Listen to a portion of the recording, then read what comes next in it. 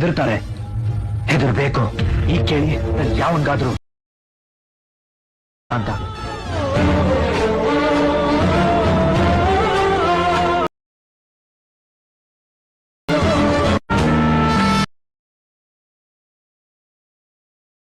ನಮಸ್ಕಾರ ಕನ್ನಡಿಗರೇ, ನಾನು ನಿಮ್ಮೆಲ್ಲರ ಯಶು ಕ್ರಿಯೇಷನ್ 17.